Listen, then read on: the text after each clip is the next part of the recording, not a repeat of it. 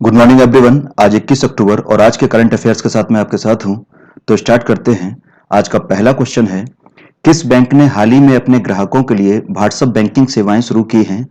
तो हाल ही में जो स्टार्ट की हैं वो स्टार्ट की हैं आईडीबीआई बैंक ने। ठीक है ना। ये व्हाट्सएप जो बैंकिंग है वो पहले से चली आ रही है हिंदुस्तान में।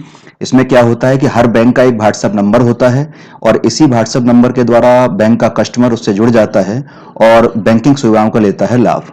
तो हाल ही में शुरुआत की है आईडीबीआई बैंक ने। आईडीबीआई बैंक की बात की जाए तो इसकी स्थापना हुई है 1 जुलाई 1964 को। इसका जो हेडक्वार्टर है वो है बंबई में और इसके जो चीफ एग्जीक्यूटिव ऑफिसर हैं उनका नाम है राकेश शर्मा। अगला क्वेश्चन, भारतीय बैंक संघ के अध्यक्ष के रूप में किसे नियुक्त किया गया है? तो ये नियुक्त किया गया है राज किरण राय को। राज किरण राय को भारतीय बैंक संघ यानी कि इंडियन बैंकिंग एसोसिएशन, शॉर्ट में आईबीए, इसका अध्यक्ष बनाया गया है। ये है इनकी इमेज। और ये जो राज किरण राय थे ये हमारे इंडियन बैंक ऑफ इंडिया के ये एमडी हैं, मैनेजिंग डायरेक्टर हैं। तो इन्हीं को इंडियन बैंकिंग एसोसिएशन का बनाया गया है अध्यक्ष। इंडियन बैंकिंग एसोसिएशन की बात की जाए तो इसका गठन हुआ है 26 सितंबर 1946 को और इसका जो हेडक्वार्टर है वो मुंबई में है। और इसकी जो गवर्निंग बॉडी होती है या मैनेजमेंट करने वाली बॉडी होती है उसमें भारतीय बैंकों के प्रतिनिधि होते हैं और साथ में जो भारतीय वित्तीय संस्थान है उनके भी प्रतिनिधि होते हैं। तो शुरुआत में जब ये 1946 में प्रारंभ हुआ था तो इसमें 22 लोग थे, लेकिन वर्तमान में इसमें लोगों की संख्या या मैनेजमेंट बॉडी मेंबर्स की संख्या कितनी है यहाँ पर? 237। अगले क्वेश्चन पे आते हैं कि हाल ही में खोजी गई सिस्तुरा हिरण्यकेशी किसकी प्रजाति है? तो ये प्रजाति है मछली की। अभी रिसेंटली क्या हुआ है कि हमारे पश्चिमी घाट पर, ये हमारा महाराष्ट्र लगा हुआ, पश्चिम महाराष्ट्र के पश्चिमी हिस्से में समुद्र के किनारे पर ये सिस्तुरा हिरण्यकेशी मछली प्राप्त की गई है। ये बेसिकली साफ पानी की मछली है और इस मछली काफी रंगीन होती है और ये मैक्सिमम उसी जगह पर रह पाती है जहां पर ऑक्सीजन की मात्रा होती है ज्यादा। ठीक है ना। तो सिस्तुरा हिरण्यकेशी किसकी प्रजाति है? हमारी मछली की। और कहाँ मिली है पूछा जाता है तो मार के आएंगे पश्चिमी घाट पर। और अगर स्टेट का नाम पूछा जाए तो हमारा आंसर हो जाएगा महाराष्ट्र। अगले क्वेश्चन पे आते हैं कि किस राज्य में गरीबी रेखा से नीचे रहने वाले सभी परिवारों को 10 रुपए में साड़ी देने की घोषणा की गई है? तो ये घोषणा की गई है हमारे झारखंड में। झारखंड में ये बोला गया है कि जो भी लोग राष्ट्रीय खाद्य सुरक्षा अधिनियम के तहत आते होंगे उन लोगों को, परिवारों को 10 रुपए मिलेंगे। किसके लिए? साड़ी के लिए। झारखंड की बात की जाए तो झारखंड की कैपिटल हो गई रांची। झारखंड के गवर्नर की बात की जाए तो ये गवर्नर हैं द्रौपदी मुर्मू। और यहाँ के सीएम की बात की जाए तो सीएम है हमारे हेमंत सोरेन। अगले क्वेश्चन पे आते हैं कि चाबहार बंदरगाह किस देश में है? बहुत इंपॉर्टेंट क्वेश्चन। तो इसका आंसर हो गया हमारा ईरान। जो चाबहार बंदरगाह है हमारा ईरान में है। और ईरान में कहां पर है? कि ईरान के दक्षिण पूर्वी भाग में है, दक्षिण पूर्वी भाग में। और ये ईरान का एकमात्र समुद्री बंदरगाह यानी कि पोर्ट है। तो ये किस, कहना चाहिए खाड़ी या समुद्र पर पड़ता है अगर पूछा जाता है तो ये पड़ता है हमारा गल्फ ऑफ ओमान पर यानी कि ओमान की खाड़ी पर।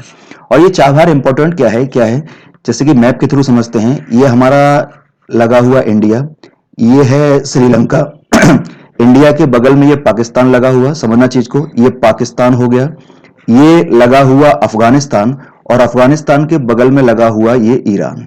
ठीक है ना, मैप में समझ आ रहा होगा। ये इंडिया, ये हमारा श्रीलंका है, ये पाकिस्तान, अफगानिस्तान। तो चाइना क्या कर रहा है कि चाइना इंडिया को हिंद महासागर में इस तरीके से घेर रहा है। जैसे कि उसने श्रीलंका का एक बंदरगाह ले लिया है, उसका नाम है हम्बनटोटा।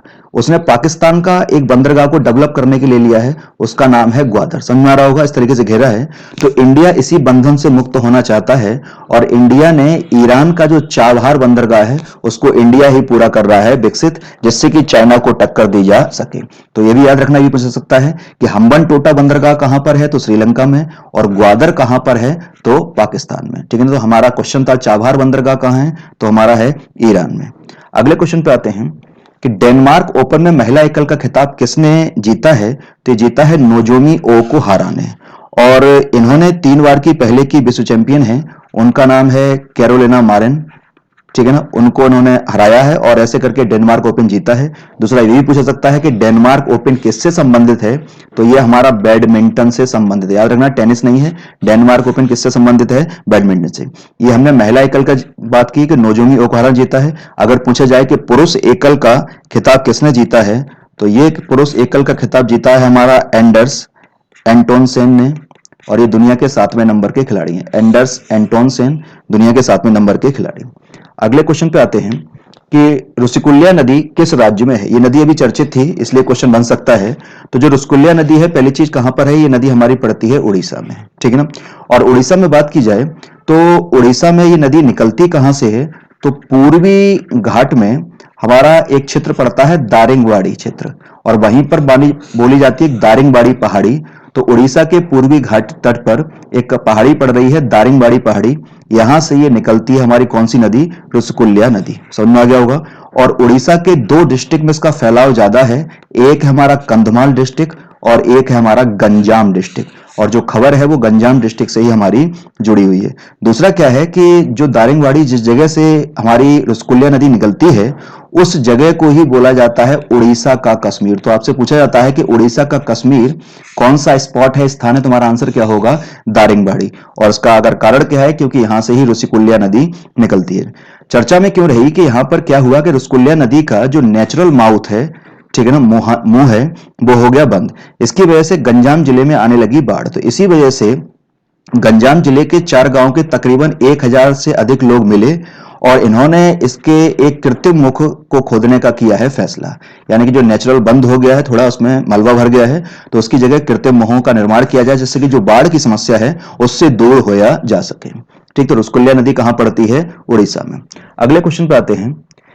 भारत पे का मुख्य संचालन अधिकारी किसे नियुक्त किया गया है, तो ये नियुक्त किया गया है हमारा ध्रुव पहल को। सभी को पता होगा कि भारत पे क्या है, तो हमारा कैशलेस सिस्टम बनाने के लिए जो ऑनलाइन पेमेंट सिस्टम है वही है भारत पे, और इसको लॉन्च किया था हमारा 2016 में, ठीक है ना, ये लॉन्च किया गया था। तो इसी के चीफ एग्जीक्यूटिव ऑफिसर, चीफ मैं कहना चाहिए ऑपरेटिंग ऑफिसर बनाए गए हैं, परिचालन अधिकारी COO, चीफ ऑपरेटिंग ऑफिसर कौन बनाए गए हैं, ध्रुव बहल। अगले क्वेश्चन पे आते हैं कि सीआरपीएफ ने अपनी अनुसंधान एवं विकास क्षमता बढ़ाने के लिए किसके साथ समझौता किया है, तो यह समझौता किया है सीआरपीएफ ने IIT दिल्ली से, ठीक है ना। सीआरपीएफ की बात की जाए तो सीआरपीएफ का नाम पता ही होगा, सेंट्रल रिजर्व पुलिस फोर्स।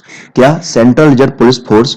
और यह भारत का सबसे बड़ा केंद्रीय सशस्त्र पुलिस बल है। क्या है, भारत का सबसे बड़ा केंद्रीय सशस्त्र पुलिस बल। यह गृह मंत्रालय के अधीन करता है काम। दूसरा, इसकी स्थापना की बात की जाए तो इसकी स्थापना हुई थी इनिशियली 1939 में, यानी कि जब भारत आजाद नहीं हुआ था, और तब इसका नाम था, शॉर्ट में सीआरपीएफ ही बोलते थे, लेकिन इसकी फुल फॉर्म तब अलग थी, और ये फुल फॉर्म थी क्राउन रिप्रेजेंटेटिव, सुनना रहा होगा, पुलिस फोर्स।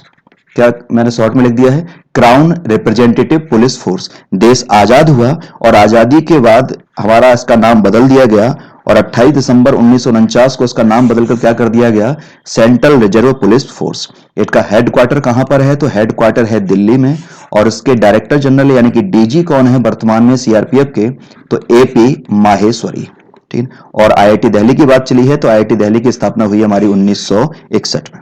अगले क्वेश्चन पे आते हैं कि किस देश के प्रसिद्ध गेंदबाज उमर गुल ने क्रिकेट के सभी प्रारूप यानी कि फॉर्मेट से संन्यास की घोषणा की है, तो ये हमारे गेंदबाज थे कहां के, पाकिस्तान के, और इन्होंने तीनों प्रारूपों से संन्यास की, यानी कि वनडे क्रिकेट और टेस्ट क्रिकेट और 2020 सभी से इन्होंने संन्यास की कर ली है घोषणा, ठीक ना। पाकिस्तान की कैपिटल हमारी इस्लामाबाद, पता सभी को, और पाकिस्तान के PM जो हैं वो हैं इमरान खान। अगला, हाल ही में किस राज्य में पृथ्वी 2 मिसाइल का रात्रि परीक्षण किया गया, तो इसका आंसर है हमारा उड़ीसा। उड़ीसा राज्य में पृथ्वी 2 मिसाइल का परीक्षण किया गया, और उड़ीसा के ये बालासोर तट पर किया गया है। हमारी जो पृथ्वी 2 मिसाइल है, ये भारत की पहली स्वदेशी सतह से सतह पर मार करने वाली परमाणु सक्षम मिसाइल है। तो ये पूछा जा सकता है कि पृथ्वी 2 वार करती है, तो हमारा क्या होगा, सतह से सतह। उड़ीसा की बात की जाए तो उड़ीसा की कैपिटल क्या है, भुवनेश्वर। उड़ीसा के गवर्नर क्या है, तो गणेशी लाल, कई बार आ चुका होगा, शायद अब याद हो गया होगा। और उड़ीसा के CM कौन है हमारे, तो नवीन पटनायक। अगले क्वेश्चन पे आते हैं कि जापान ने किस देश के साथ स्वतंत्र और खुले हिंद प्रशांत को सुनिश्चित करने के लिए एक समझौते पर हस्ताक्षर किए हैं, तो ये हस्ताक्षर किए हैं वियतनाम के साथ, याद रखना।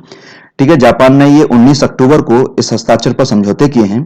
और इस समझौते के तहत होगा क्या कि जापान जो है वो वियतनाम को अपने रक्षा उपकरण जो है वो दे सकेगा, यानी कि उसको रक्षा उपकरण निर्यात कर सकेगा। और इस समझौते का जो आधार है वो इसीलिए है कि चीन अपना हिंद प्रशांत क्षेत्र में अपना कहना चाहिए आधार बढ़ा रहा है, तो उसी को काउंटर करने के लिए यानी कि मुकाबला करने के लिए जो वहां के आसपास के देश है उनको भी ताकतवर होना चाहिए। तो इसी उद्देश्य से जापान वियतनाम को रक्षा उपकरण करेगा निर्यात। अगला क्वेश्चन कि किस राज्य ने महिलाओं के लिए विशेष अभियान शुरू किया है, उस अभियान का नाम क्या है? आवाज। तो इसका आंसर है हमारा राजस्थान। राजस्थान पुलिस ने महिला अपराधों की रोकथाम करने के लिए, ठीक है ना, महिला अधिकारों के बारे में जागरूकता फैलाने के लिए, और जितने भी महिला समाज को लेकर और दिक्कतें समाज में फैली हुई हैं, जैसे कि भ्रूण हत्या है, लिंगानुपात की दिक्कत है, इन सबके फील्ड में भी जागरूकता फैलाने के लिए एक अभियान शुरू किया है। उसी अभियान का नाम क्या है? आवाज। ठीक है ना। तो कहां से स्टार्ट हुआ है? हमारा राजस्थान में। राजस्थान की बात की जाए तो कैपिटल हो गई जयपुर। यहाँ के गवर्नर कौन है? तो कलराज मिश्र। और यहाँ के सीएम कौन है? तो अशोक गहलोत। कौन? अशोक गहलोत। अगले क्वेश्चन पे आते हैं कि वेगामैन जो हमारा ब्रांड है उसका नया ब्रांड एम्बेसडर किसे नियुक्त किया गया है? तो ये नियुक्त किया गया है रिसेंटली रोहित शर्मा। देखा होगा क्वेश्चंस का चलन है कि एक आध क्वेश्चन ब्रांड एम्बेसडर से पूछ लेते हैं। तो और ब्रांड एम्बेसडर अधिकतर होते हैं तो बॉलीवुड स्टार्स या क्रिकेट स्टार्स ही या स्पोर्ट्समैन।